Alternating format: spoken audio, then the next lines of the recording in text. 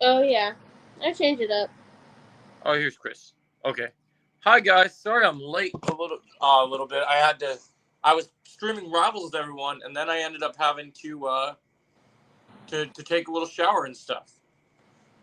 Cause so my water's been off for a few Oh, days, my so it felt gosh. nice to be able to shower and get everything done. You know what I mean? Yeah. Hey Chris, how are you? Oh, good guys. How you doing? Doing good. James Gunn says Peter Safran has read the new script completed for the Batman 2. Yeah, I did hear about that. I think that's interesting. Yeah, it's I heard about that. So yeah, Chris, I haven't seen you in a minute. So I hope you're doing good. Yeah, doing well, man. Just this hot weather over here, man. Yeah, work's just been tough for you. Yeah, that and this hot weather, man. Well, today is the 20th episode of Legions, guys, since we started this podcast. So Yeah, definitely. we're, we're into the 20th, It's a milestone. the episode 20, and yeah, it's gonna be a pretty big week, this week and the next week. So this episode we got a lot to talk about. We have some. We've been talking a little bit about the Street Fighter movie because there's been more information, Oh and yeah, yeah, for sure. we got some new castings for Street Fighter that's kind of exciting. Also, if certain people go see movies this weekend, like Jurassic World, which comes out, or Jurassic World Rebirth, um, episode one, we having gray hairs. That's funny, Oh Rich boy. Wise. Um, but so apparently we got some pretty big castings. So apparently we got some new, we got a little bit of new stuff. So as we talked about last week, the Batman script is complete. Now Yeah, this thing, Peter Safran has read it, but interestingly enough, James Gunn has not read it. yeah, I think that's mostly because he's not really at DC Studios right now. He's jumping across the globe promoting Superman. yeah, yeah. But it's good that Peter Safran has read it, so we know that DC Studios has Yeah. received it. It's not just that it's completed, and also the fact Yeah, he's pretty that much a Batman guy anyway, isn't he? So yeah, and we also know, oh, he's going to London next. Interesting. We also know we also got a pretty big Peacemaker season 2. Well, actually, we got 2 Peacemaker season 2 scoops to talk about. So yeah. Peacemaker season 2 is going to be, uh, Chris, you need to go to HMV and interview him for Legions. Oh, then you need to go to London. Oh And yeah, Central because he's gonna be in Central this week, I think, isn't it? I wonder when that is. Yeah, if you can catch him, man, find a way to catch him. That's pretty cool. Um, so yeah, we're gonna have we have some stuff with him talk about Peacemaker. So first thing we'll talk about is he says that there's going to be a new podcast Yeah. released in between the weeks of in the weeks of like Peacemaker since the weekly show, right? And I guess it's gonna be like I can't remember everyone that's gonna be there, but I guess it's gonna be like James Gunn, um, his wife, and other members of the cast doing the podcast in between episodes. Okay. I can't remember if John Cena's gonna be on it or not, but I read something that they were all gonna be a part of it, which I think is pretty interesting. And then the other thing we have is James Gunn has officially confirmed that the stuff we've been seeing in the trailers for Peacemaker is indeed Pocket Dimensions. So we are going to see Pocket Dimensions in season 2, and it is going to be, there are lots of big surprises in store, he teases. Yeah, okay, that's cool. So that's pretty interesting. So yes,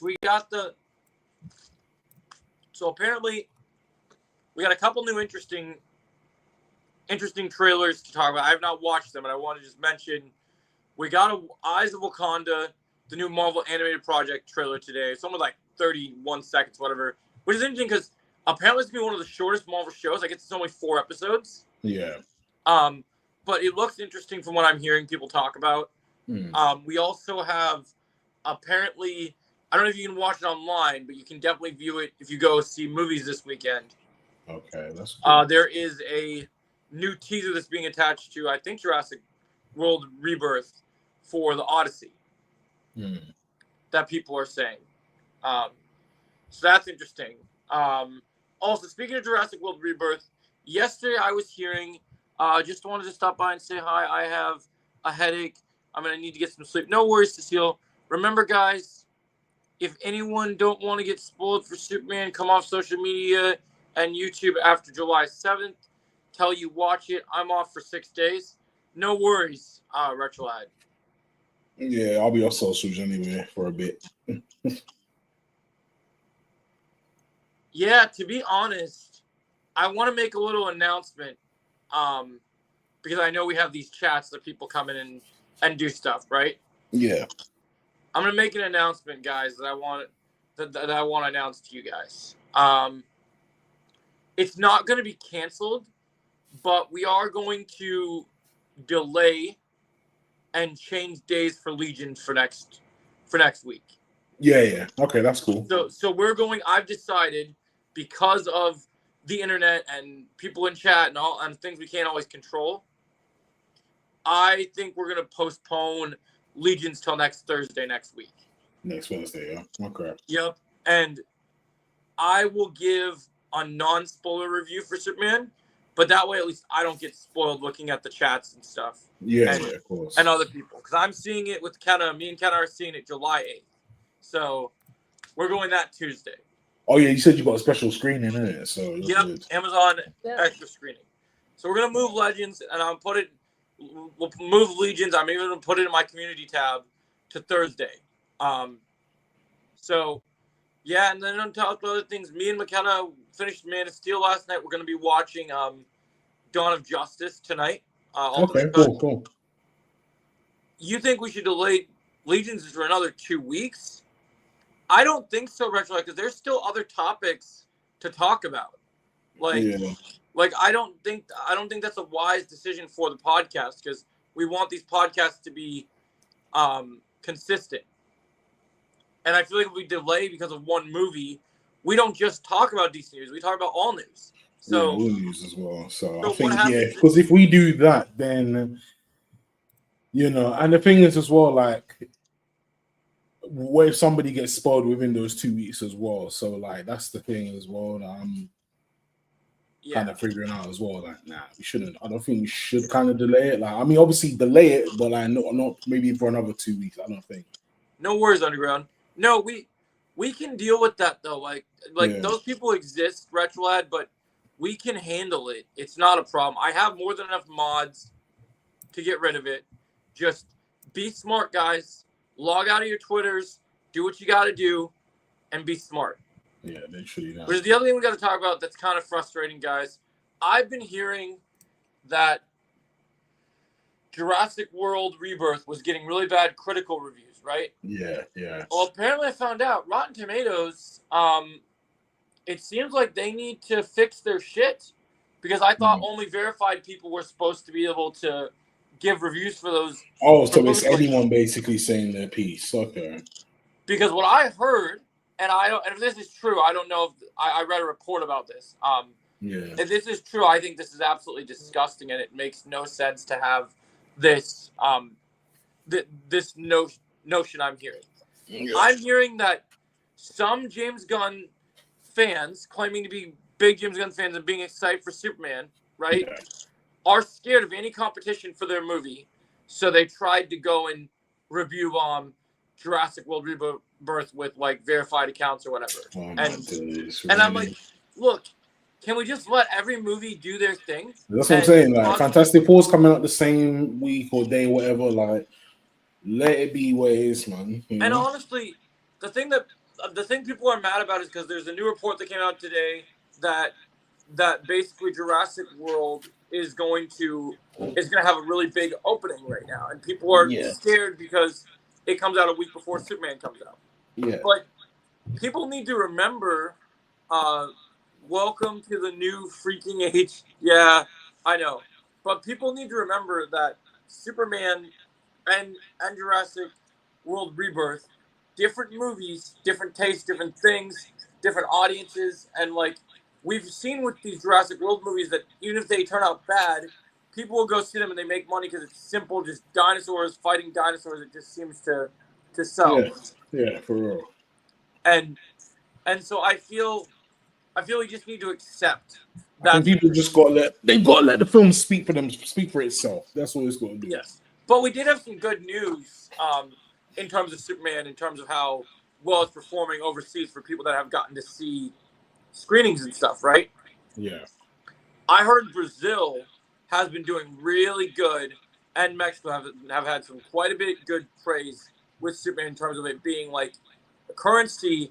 It's said to be one of the biggest opening movies for Warner Brothers in Brazil right now, and Mexico's getting good buzz too. Like I'm hearing that they really love it, and that there's predictions of like the marketing over there is really strong, and that there's really good numbers being told from just individual countries. I think we don't need to worry. Once Superman hits China, it's over for Marvel. Yeah, I know. Because that's the question, right? Will China doesn't like Marvel. They've had really big issues with how Marvel, like they made certain versions of Marvel movies because they haven't liked how Marvel have treated certain things. So I wonder how they will feel. Because I don't necessarily think there's anything in Fantastic Four that would trigger them or make them upset. It's more going to be about the quality of the film. Yeah. But I do think, and I had conversations with everyone earlier today about this. I'll be right back. I'm just going to go grab some juice real quick. 1 second.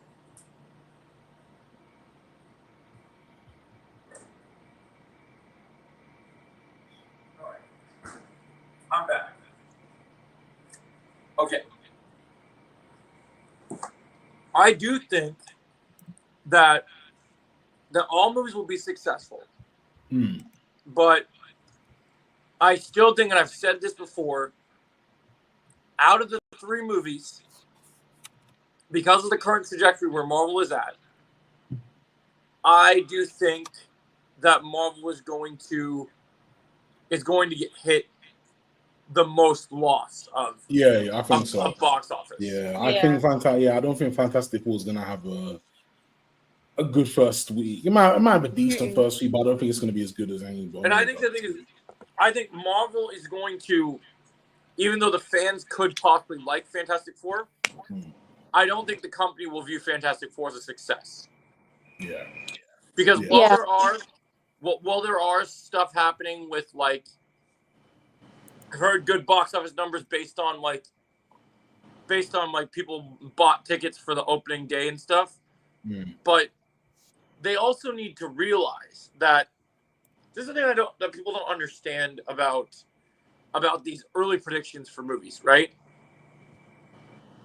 What I think is going to really be telling is if Superman, when the embargo, even though I'm going to be very careful about what I read, when the embargo for Rotten Tomatoes and the first really true reviews come out for Superman next Monday, right? When they hit next Monday, if they are, because we have real Jurassic World reviews out, and they're mixed, but they're but there's still going to be people that see the movie because they want to see it, right? Yeah. But I do think that they're saying, the thing that people don't understand is they're saying opening for Jurassic World. They're not saying overall. Like they say it's going to have a big opening, right? Yeah. And the thing that people aren't taking into account is we're not stacking the movies against each other because they come out a week apart. To me, opening is just the weekend, right? Yeah. So, yeah, of course it's going to do well opening weekend because it has no proper competition. Like, the reviews for Megan aren't great, but people still might see it. The F1 is a pretty solid film, but it's not a mega blockbuster. Yeah. I've heard. I still want to see it. So I'm saying definitely want to see it. But it's definitely not like mega blockbuster. And the telling sign is, even with review bombing, I think that if you look at the track record of the Jurassic World movies, all the reviews have been like mixed to solid for these franchises and for these films. So, and even though, like I said, I think Jurassic World movies are kind of like the Transformers movies in the sense, no matter how bad of reviews, you're still going to get people to go see them. Yeah. So, yes, they'll still make money. They'll still continue to make movies about dinosaurs versus dinosaurs in this franchise, and that's fantastic and whatever, right? Yeah. But when we look at our analytics and our actual data, now on, you three should be the hosts of the show. Sharing that, keep it professional, guys. I agree with that, Retro. I think that's awesome. But so the way I look at it is with these analytics and numbers. So we get to Monday. Reviews are out, non-spoiler stuff, just regular reviews, right? And the Rotten Tomatoes score is out. Yeah. If Superman, I know people say they don't trust critics and that critics are bought off, but we look at actual data and actual resources. Because people, of course, have been saying that shit, that critics are bought off, right? Yeah. Like for years, they've been saying that critics don't like DC and they only like Marvel, so that they give every Marvel project good reviews. But that's not very true, because if you look at Love and Thunder, if you look at some of the other projects, we've seen that to be different. Yeah, we've seen that. Yeah. That's different. So I don't think we can buy into that. So if we're going proper analytics, proper Rotten Tomatoes scores, proper good, trustworthy critics, I think I think that we are going to we're going to see some interesting stuff. Yeah. Like for me, I'm predicting if Superman, because DC has this weird thing where the DC movie, if it shows promise, it usually opens in the 60 to 70s range, other than things like the Batman, right? But other DC movies, like when you look at the Rotten Tomatoes tracking, some of those DC movies have like ranged from that lower tier. So if Superman opens with 80 or higher, I think then we can tell that we're going to make a lot of. It's going to make a lot of money. It's going to be money. It's going to do the thing. Yeah. Because the marketing is going to do its job. And people will go see Superman. I think the thing that's going to carry over that more people will see it is going to be reviews. I think we come to a day and age where people do kind of rely on reviews. Yeah. And they are going. Oh, what was your thing, Horror Fanatic? Let me see. Christopher Nolan new movie Odyssey looks great. Oh, did you see a trailer for it already, Horror Fanatic? Yeah, I heard the cost for that's really good. So okay, and then for next Tuesday, for something special, we should watch 2 animated Superman films. As long as we do it before I go to the movies, I'm fine with that. We can even do a watch party during the day, since me and Ken are both going to be home. Yeah, what time are you going to see it? We're on at 7, right, Kenna? Yeah, 7. Okay, yeah. Cool. Okay, Superman opening weekend will be 130 million. I do agree with that. Has they released the trailer online for everyone, Horror Fanatic? I didn't know they released the trailer publicly. I thought it was just going to be in theaters. But if they released it publicly, I'll check it out after this. Yeah, I agree with Retro. I think that we should expect a 130 million opening weekend. I do think that that is a good opening. Yeah, it's a good estimate. Yeah. I can expect that. Yeah. And I think overall, and I know people have doubts about this, I do think by the end of, not necessarily opening weekend, but I do think by the end of its theatrical run, we will see Superman at least get to the $1 billion club. Yeah. I do think. I don't think, and people can say what they want, they can say fans or whatever. I'm going to say something wild. I don't think that I don't think that and I'll read that in a minute, Retrolad. I don't think that that Jurassic World Rebirth will make $1 billion. Like, I know people say they have fans out there. I know they have an audience. I know they got Scarlett Johansson, all those other things. I just don't think they have. I mean, that Jurassic fan base has kind of like been. It's been up and down for the last couple of years because the last couple of times haven't been. Yep. Oh, there's only been one of them that's been kind of good, and then the rest of them just kind of been like, it's okay. Yeah, and if you look at the numbers, the numbers for the first movie were good because it kind of had that Star Wars thing going on. Yeah, where they relaunched the franchise in a long time. But then you look at the other two movies, it didn't have that big of an opening. Nah. Ultraman / crypto fighting scene cut. I guess it could happen, Retrolad. Ultraman / crypto fighting scene cut Superman. Actress Sarah Samba revealed to Extra TV that a scene cut from Superman was of Ultraman punching Crypto. It appears didn't do well with test audiences. Well, that's good.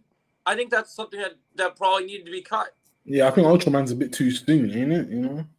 Well, he just said, like, Ultraman's still in the movie, but they cut a scene where they had something where he punched Crypto. Yeah, that's a bit. Yeah, I know people are not gonna. People love animals, man. So you can't really. Yeah, I think that was a good choice. It will make $1 billion. It's like Transformers and Fast films. Yeah, but you got to remember that even though they keep making Fast and the Furious movies, not every Fast and the Furious movie. It's good. And Transformers movies, and both Transformers and Fast and the Furious movies. Yeah. Look at Transformers 1. When Transformers finally made a good movie, it didn't do well. Yeah, because nobody's about it. The audience is getting smarter. They are realizing what they want to watch. So when you look at it, you're seeing drops, you're seeing plummets. And honestly, to be fair, I don't care what these people write online. They write these big articles and saying these movies are predicted to make a certain amount of money, right? But have you noticed that when the movies actually come out, it either underperforms or they'll say it's low and then it overperforms. Yeah. So I don't always trust these early numbers because of course. You wait until the final results, really. Yep, I agree, for sure. Yeah, man. Definitely. But I definitely could see if it is one of those things where it is good enough to still be a film that everyone wants to watch. It could make $1 billion overall. It's possible. Definitely. But the thing that I think holds it back is I noticed something pretty big, right? All of James Gunn's films, the best ones, the ones that are considered good to great, right? Yeah. They all have one thing that I don't think Fantastic Four and Jurassic World will have. I don't care how much Superman does in its opening weekend, the first viewing people see it. What I want to see is a comic book movie thrive for multiple viewings. So I want to see the numbers because I know it's all James Gunn's films have rewatchability. Yeah. If you look at Guardians 3, because of where the state of Marvel, a lot of people didn't think Guardians would make a lot of money, and it made it just what it needed to over time. It made its money back, and it did well. And each of the Guardians films did really well for themselves. The Suicide Squad did really well. So I think you can expect that, even though now he's full-time DC, with that focus, with the way that I'm telling you, I've seen a lot of promotion for movies a long time. I've never seen promotion for a movie like I have seen for Superman. Like I was literally, me and Kenna were watching Man of Steel, and on Max, when they're like trying to promote, just like Max has the little ads before you watch a show or watch a movie, right? Yeah. They're putting new little promos out in front of like the Max like movies and shows. Yeah. Like as advertising. And then you're seeing like Superman stuff on buses and like I'm seeing lots of promotion. And to be fair, I haven't seen other than trailers and toys. I'm not seeing a lot for Fantastic Four. Yeah, no, same. The only thing I've been seeing for Fantastic Four is the Little Caesars pizza. Yep, and I've also seen Jurassic World. I think there was, if I remember correctly. I have seen that there is toys of like the dinosaurs. There's toys, and I think there's a if I remember correctly, I feel like there's a drink or food product that they have been marketing it with. Yeah. I want to say it's a Coke can or something, or maybe it's a Dr. Pepper. Like, I've already seen Superman figurines. I have yet to see a Fantastic Four one. Yeah, what I've seen for Fantastic Four is toys. I read something online that they were releasing Marvel Legends figures for Fantastic Four. They looked interesting. But to be fair, what's really interesting is it's weird that we're hearing about them being released now, so close to the movie release coming out in a few weeks, because with Superman, the promotion for action figures and toys, some of these toys have existed and been announced for a long time. Yeah. Like, I know people that went to early screenings of Superman that had, like, the figure of David Cornsweet's Superman already in advance and was already, like, bringing him with them to movies and stuff. Yeah, the only thing I've really seen for Fantastic Four, again, is the pop. Over here, it's been the popcorn bucket, and that's about it. Like, there's no screens, nothing at all. Like, I think, you know. And I think people don't pay attention to how much promotion actually does matter to a movie, but people do forget. Like, some people don't always check the calendar and say, "Oh, yeah, that's right, this movie comes out." People don't always, like. Some people like you know, not everyone is like us, watches the trailers online, right? Yeah, of course. Even though people don't like the idea of two spots because sometimes it can spoil the movie, they do that stuff so that people get word of mouth that a movie is coming out. Yeah. And in their busy lives, they get reminded. So if you're watching a big sports event, that's why in the past, Marvel really thrived with those bigger sports events. No Fantastic Four posters by me. There was like 6 posters. My city in New York has a massive poster. Yeah. Mm. Yeah, I've barely seen anything from. Superman posters. Yeah. I mean, Fantastic Four, I thought the new trailer was really good, and I am liking the woman Silver Surfer. I've seen a lot of people praising her performance. Yeah. It's just, and I think the special effects for Fantastic Four, because I was scared about what they were going to do with Reed stretching, but it looks good to me. So, like, my thing is that I think Marvel is not promoting it as much because they feel like they don't need to. Like, I think that's what they're thinking. They don't need to do too much. Yeah, I feel that. But I feel like. But that could also be a blessing and a curse for them.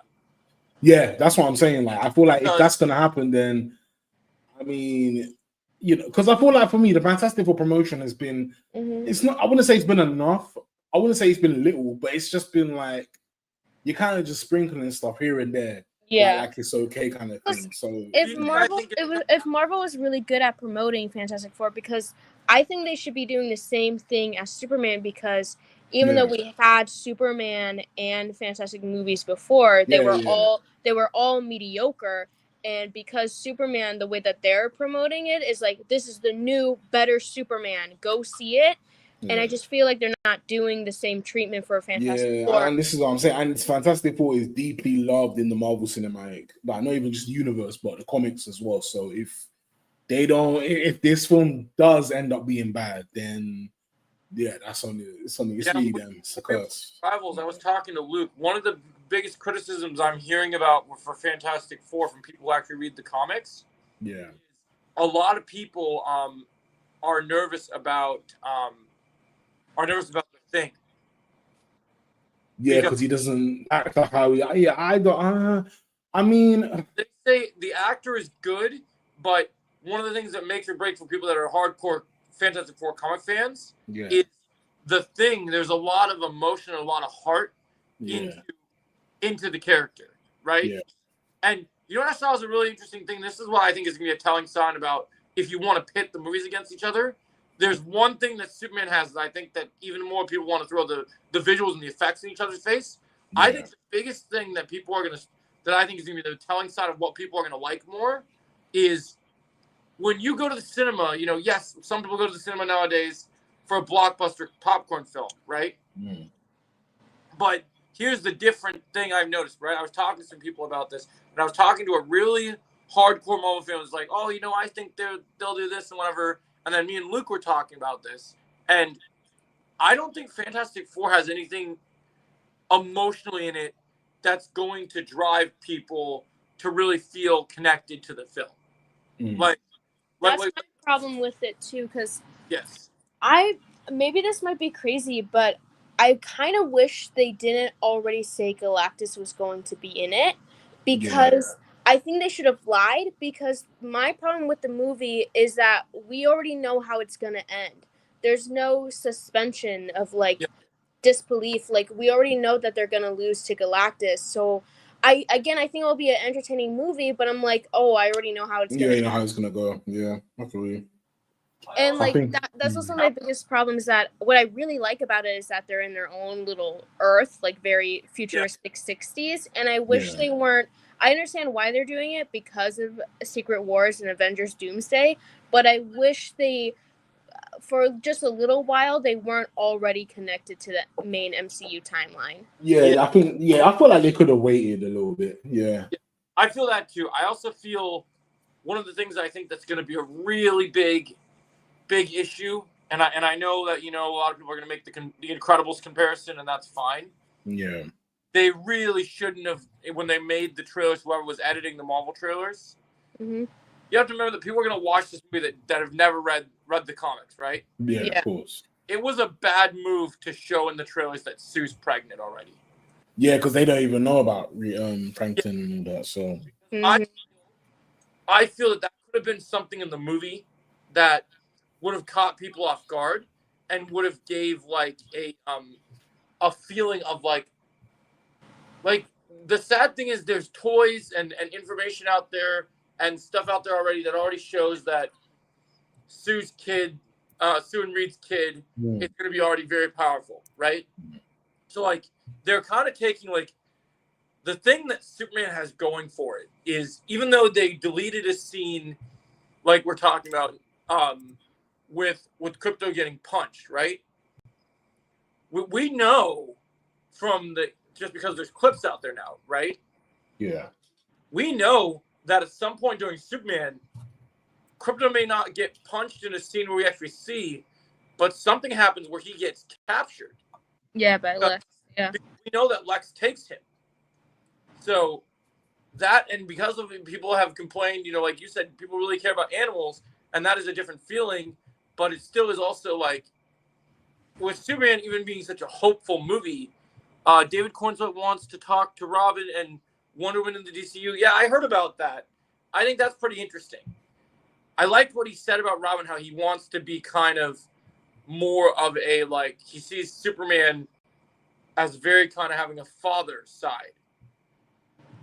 And it'd be interesting to see if he's talking about Damian, if, like, because I know there's certain versions of Damian in the comics that has more of a deeper connection with Superman than Batman.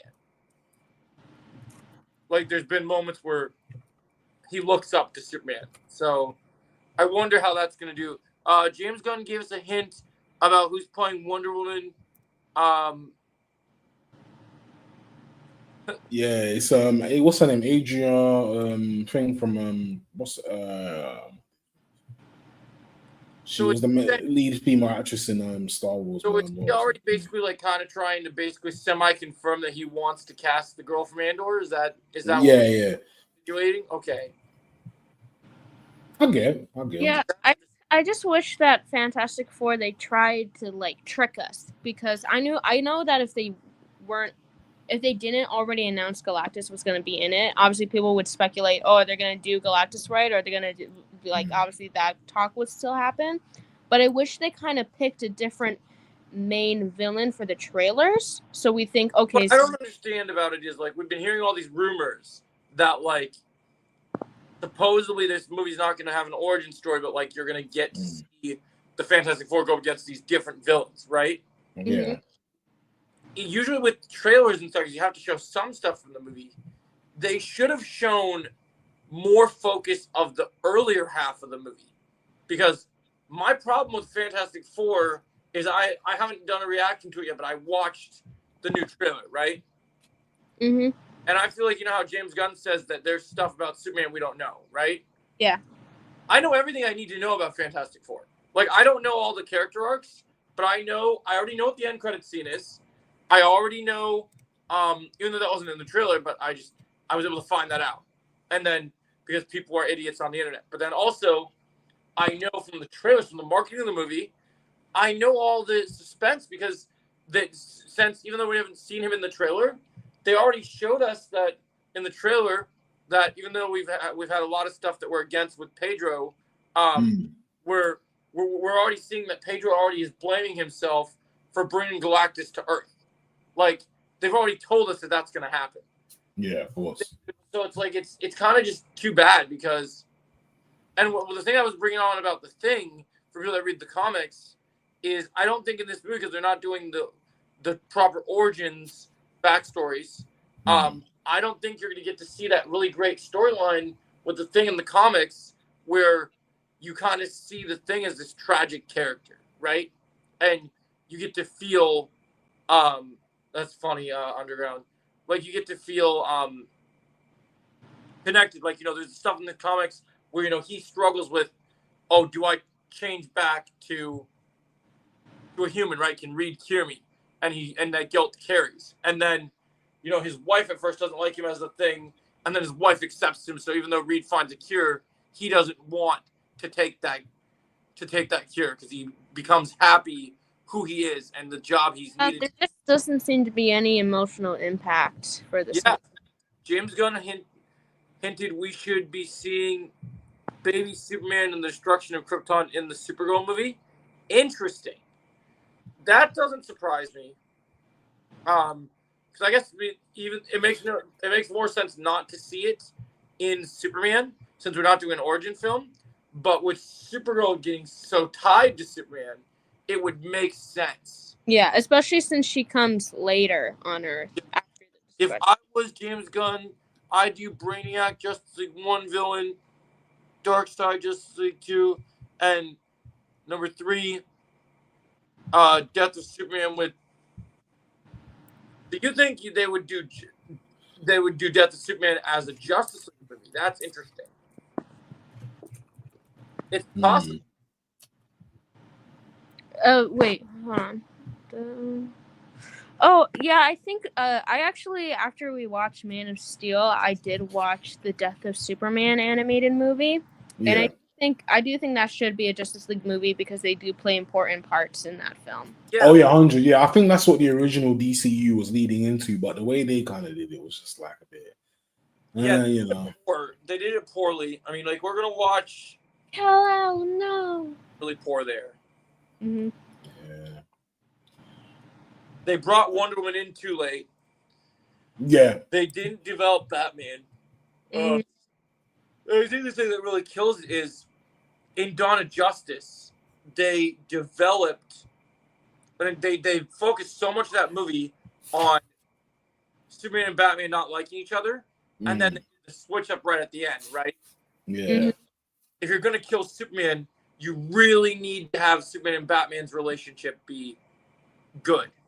Like, you really need to feel that they've been... Yeah, for real. Because that moment, it just felt like, bro, what is this?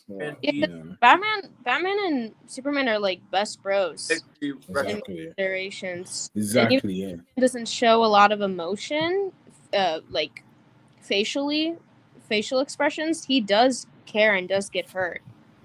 In little ways that he was shown that he was hurt by Superman's death.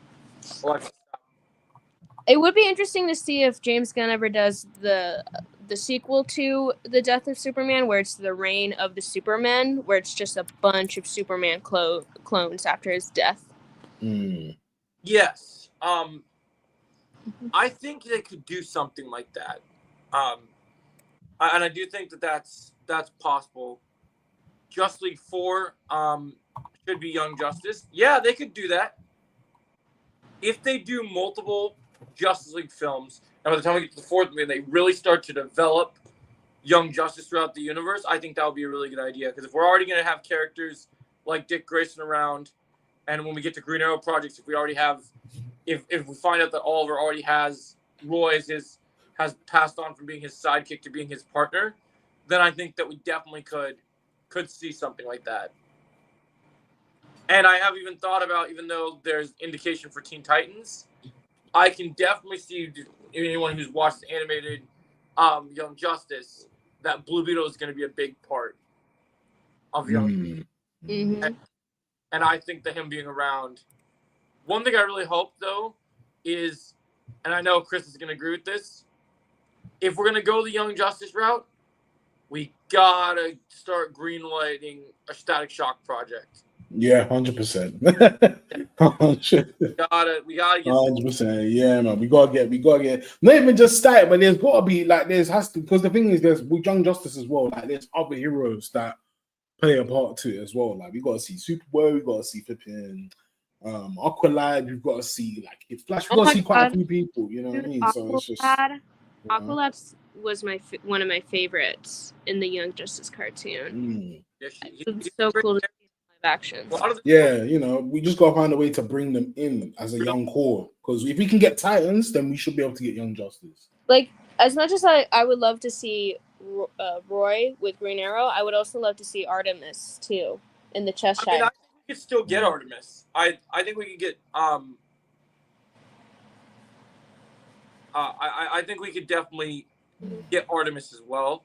What would you think of Peyton List as Artemis? I think that's a good casting. I think if she could do it, I think that'd be awesome. Since the Batman Part 2 script finished, it's now expecting to release in 2027. It's not going to be delayed again. Well, yeah, that's obvious. I mean, there's always things that can happen. Hey, AJ, you could bring Static Shock into Young Justice first, then do his solo movie like they did with Spider-Man and Civil War. Yeah, that's possible. Yeah, that'll be cool. Shock is a cool character. I don't think he to develop his own solo project right away. And honestly, if you look at the DCU so far, even just what we're hearing, even with Superman, I actually was going to say something wild.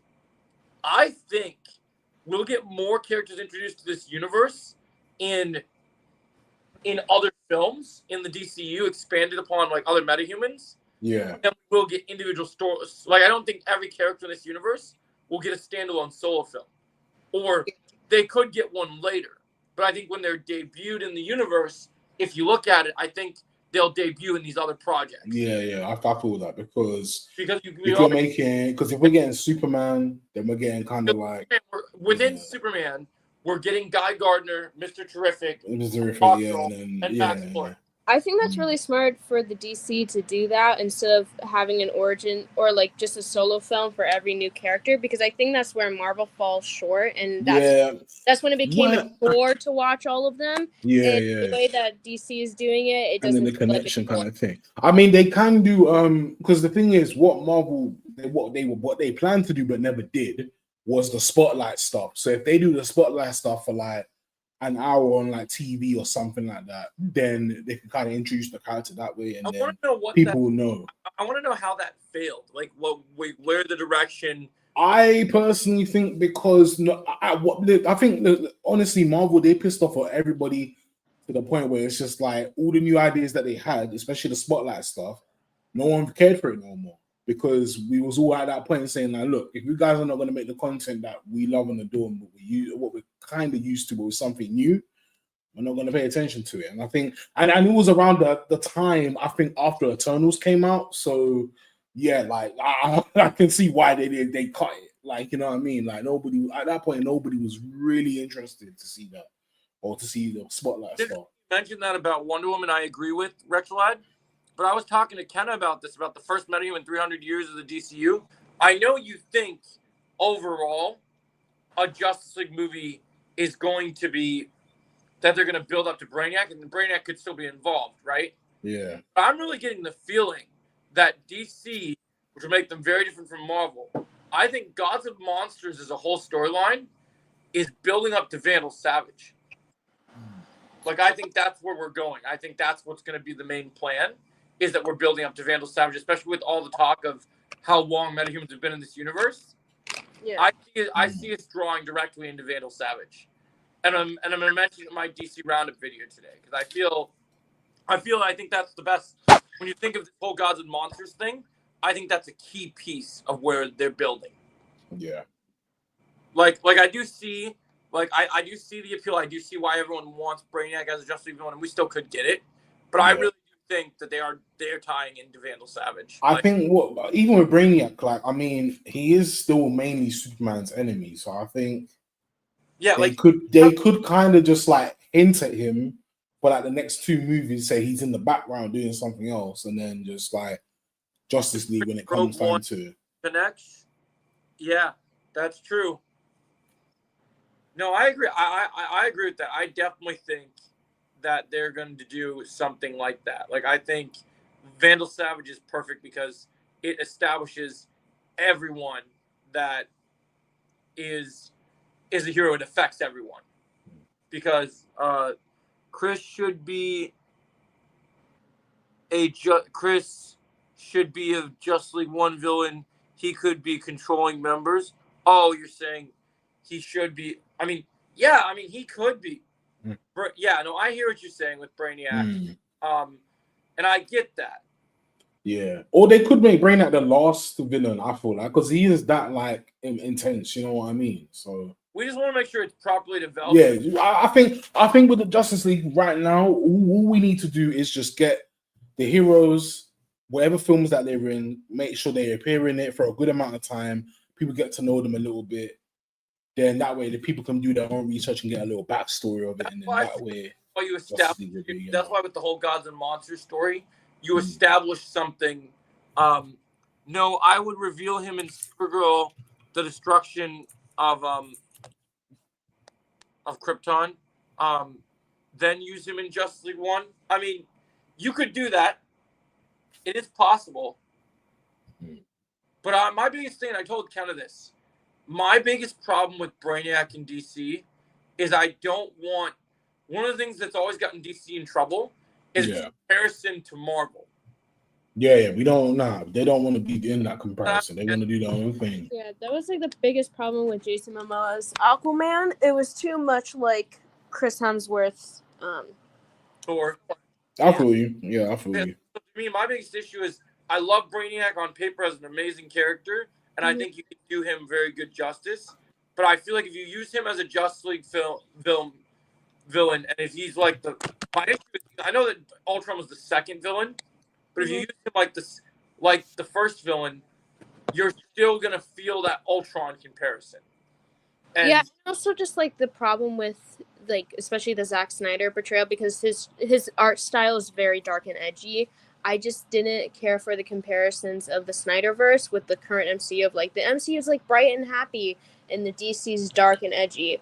When arguably the DC's actually more fun and campier than Marvel is. Yep. Then Lex accidentally uses Brainiac's computer to send a signal to Darkseid.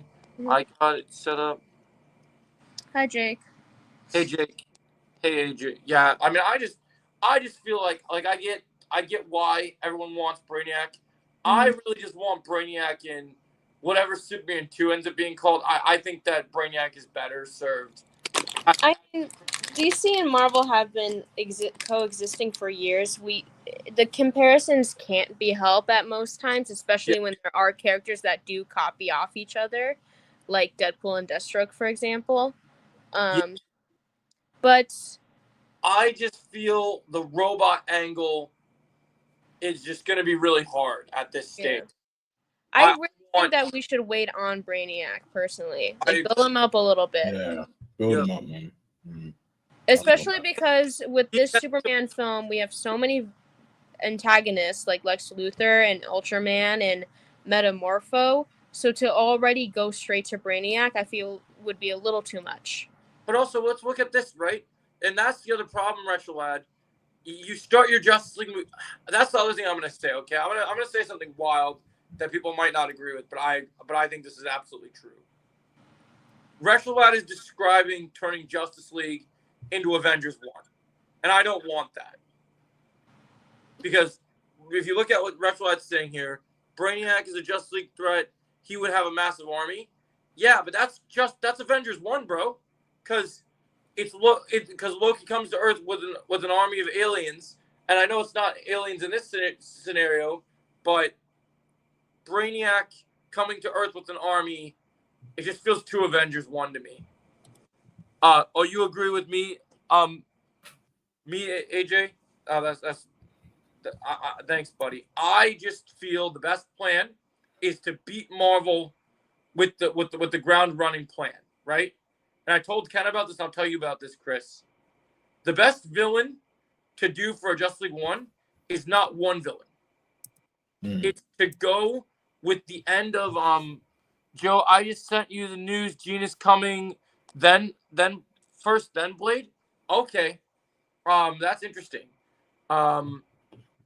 Sent you the video. I'll check that out, man. I might have to make a video on that. But yeah, so he's talking about Marvel Rivals, which we're going to talk about too, because we have some new news on Marvel Rivals to discuss today. Lots of news, actually. But so basically, based on my point, Chris, Safran has been saying for a long time that, we're introducing Nicholas Hoult because you can't have a Superman movie without Lex Luthor, right?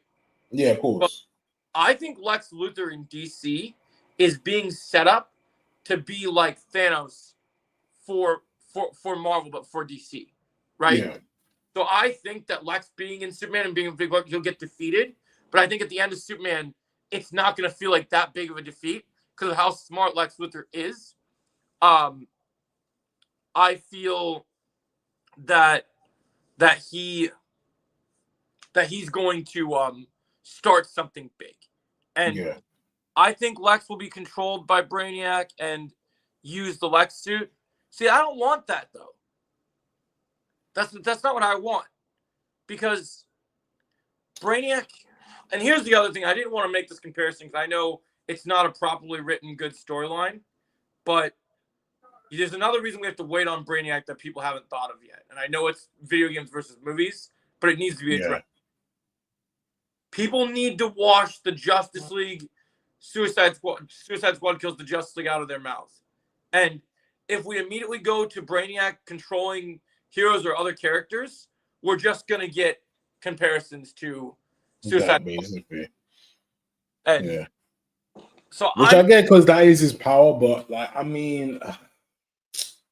we need I to know watch that the Brainiac video. can do that, but I think if we go straight to Brainiac controlling characters, especially a character like Lex Luthor, it just ruins the buildup of Lex Luthor and also just the because they have certain alignments, so wouldn't they want to work together in certain cases? So yeah, but the average Joe like my dad don't play games. I understand. Look, I I understand understand everybody knows the games, but I just feel like even with the general... This is the thing I'm going to mention. And I've said this over and over again. The average Joe gets Marvel. DC isn't for them. So the thing that people need to accept, and I keep trying to tell people this, and they keep not listening. James Gunn is not making DC for average people anymore. Average people can watch it, and there are going to be ways that they can jump on board if they want to. But DC is appealing to comic book fans. That is what they are trying to do.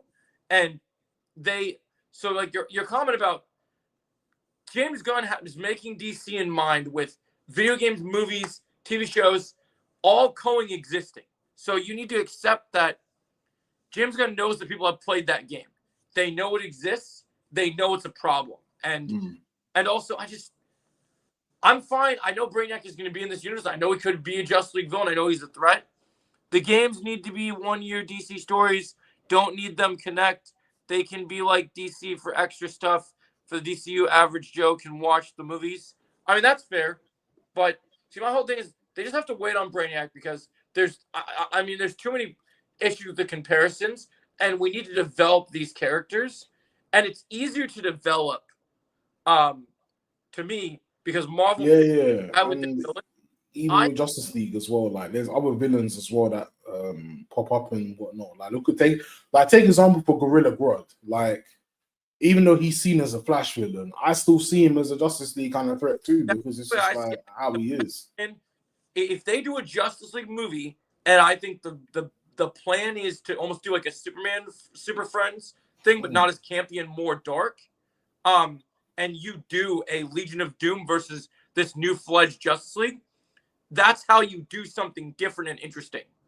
Because there was an interview today where Nicholas Hoult was even saying that he wants to see, he's really excited to work with Joker, right? Yeah. That's how you do something. I think the plan is you have these other villains to work with. Brainiac is going to get his time. It's going to be great. He's not Justice League 1 villain material because you need to develop him more, and we need to take more time for when that can happen. I feel like the smart plan is to build out our villains and have our villains take center stage. Have it be that the Justice League are formed. Do you think DC, or not DC, do you think Doctor Doom in Doomsday could top Thanos as best villain? What do you mean no? Are you talking about what Horror Fanatics said? That's a hard question to really answer because we haven't seen the portrayal yet, Horror Fanatic. We're really gonna have to see what happens. I mean, one has brute strength, and then the other's kind of like very like psycho. What's the word? Yeah, it just has to be done. Kinetic powers and stuff like that and whatnot. So it has to be done right. And I guess it's gotta be handled in a good way. Yeah, the thing I was saying about the DC thing is just I've read DC comics all my life, and I know the animated shows and the movies and everything, and I just don't think that doing Brainiac is with good intentions. Yeah, I think we can wait for Brainiac right now. Yeah, like I get why everyone has been waiting for Brainiac, and I think we will get him, and I think he's still used as a Justice League threat, but right away is too soon. Yeah. And if we're being honest, if you do your homework and you look at Creature Commandos, I think everyone's actually missing the mark on exactly what we're leading to. Because I think the Justice League, and I thought about this during Creature Commandos, I think we're building towards the center as our big threat. Because I think that the point of Gods and Monsters is just that, right? Gods and Monsters. And if you've watched Justice League New Frontier, it's very obvious that they're setting up the center to be a big thing. If you guys watch New Frontier, I think you're going to get to see a lot of Gods and Monsters through these stories. And I think that people look, I see the potential. I see Brainiac being set up already. Like Brainiac appearing in Supergirl is still possible. I think they might even mention him in Superman. And that's great. I think Brainiac already exists. But to the audience, you need to build out the threat that he is. But I think with what DC's doing, they're building out that because here's the thing people aren't thinking about. If Superman is going to be 31 in this universe, it's only been Superman for 3 years, right? Yeah. And I'm already hearing that David Cornsworth saying that it seems like Superman already meets Batman, right? Like he already knows it. That means Batman's rogue gallery already exists. Which means to me that even though Nicholas Hoult is saying he wants to work with Joker, he's talking about as an actor. We don't know that Lex Luthor and Joker haven't met yet. Yeah, true. So that's what I think of. Is like that we need to really think about the smaller scale too, about how Justice League being established and Justice League being a threat. We're getting heroes like the Justice Gang in this movie. We're going to see new threats emerge. Lex Luthor is clearly going to be a problem. He's really going to be a threat. And he's not going to stop with just this stuff he does in this movie. Things are going to get built bigger. And there's bigger stuff going on around. I don't think the plan is to go from outer space and have Brainiac as a control ship to come to Earth. Come back and then do, I know intelligence, but he's still alien-based. And I want to stay far away from aliens for a while. Because Marvel has overdone aliens. And we've had the last couple of alien projects haven't we been had the best Chitauri, so. we had the Chitauri, and we had the Skrulls, which was done badly. So I just think we need to stay away from aliens for a while. Yeah. Cool. The only alien I think that should be accepted at this given time is Martian Manhunter, but that's when you're dealing with like the heroes. I think it's fine. Villains, sure. I don't want intergalactic threats other than like when it's like Green Lantern's individual story, then it makes sense for intergalactic threats. Like Sinestro is going to be in Lanterns, Sinestro meeting Lex Luthor, that would make sense. That I'm okay with, because when comic DC, get Blade, come DC, get Blade as Martian Manhunter. I think a lot of people would like. That'd be cool. So let's shift over to the Marvel Rival stuff. So I guess have heard is we got a trailer for season 3 now. Oh yeah. So I just had it revealed to me in this stream that apparently Jean Grey is coming before Blade, but they're both going to be in the same season. Oh, that's dope. Okay. Both Blade and Jean Grey are going to be duelists, and Ooh, if you watch the trailer, there's a lot of really good stuff, like a big connection that we're going to deal with, even bigger lore to do with Noel. Like, yeah, that's good, because I remember with Noel, with they were supposed to make a movie. Sony was supposed to do one, but I think they cancelled. So I was going to talk about that too. It seems like all the Sony plans have they cancelled it, man. I don't blame them, because they're trying to do stuff about Spider-Man and it just doesn't make sense. So yeah, Hela is getting a new skin because it's connected to Noel, kind of. Yeah, Jake's excited to play Jean Grey. Yeah, she's gonna be great. I think a lot of people are excited to play Jean Grey. Yeah. Okay, Joe, what if Sinestro is the first Justice League movie and Superman Supergirl team up movie is against Brainiac? I'm okay with that. I'm okay with Kryptonians dealing with a threat like that. I think that would be okay. But I don't think it will just be Sinestro. It'll be Green Lanterns. Yeah, it'll be Sinestro's already going to be a villain to 2 Green Lanterns. Actually, technically 3 Green Lanterns, because we know Guy Gardner is going to be in Lanterns. So I would say Sinestro will be a part of it. I really do think. Like I go back and forth whether I think, because I think DC's setting up the center, but I want a villain team for the first movie, because Marvel hasn't done a villain team, and I want DC to do something Marvel hasn't done. Because I'm not trying to compare the two, but I just think DC has so many great villains, and because they failed so badly with the DC Extended Universe, and they had potential to set up these villains. We have a good Lex Luthor now. We don't have Eisenberg. We're already hearing talk about a good Bane and Deathstroke movie potentially, right? The villains of the DCU are getting built. That means it's time to build up our team. Like, think about this, right? Lex is such a smart, intelligent person. Yeah. What do you think he's gonna think when he loses to Superman, Guy Gardner, and the other heroes? Yeah. I think it's possible, Retchlad. I don't know for sure yet. Hal Jordan died. So it's either he dies or he retires. One of the two. Yeah, also, Noel looks so good in Rivals. Yeah, man, his look is crazy. Yeah, I need to jump back on Rivals. It's been a minute. Yeah, we're gonna have to play soon. I might hop on later after I finish working on my videos. I'm trying to wrap the podcast so I can do long form content. Captain America get Venom suit in game, Joe. Yeah, I heard about we're getting some Venomized suits now for all the characters. Cool. Okay. So that's gonna be cool. Let's see. I saw something else. Somehow Hal Jordan has returned. I mean, I feel like that situation is gonna be, if we do a Blackest Night event, then maybe that's when it happens. If you understand John Stewart, you will know. I don't want him to die because John Stewart needs motivation from the planet that got destroyed. Yeah, I mean, I think they're not going to kill him. I think they'll probably just have him step back a little bit. Because I also think James Gunn, as a big fan of Green Arrow, is going to want to develop Hal and Oliver's relationship. 100.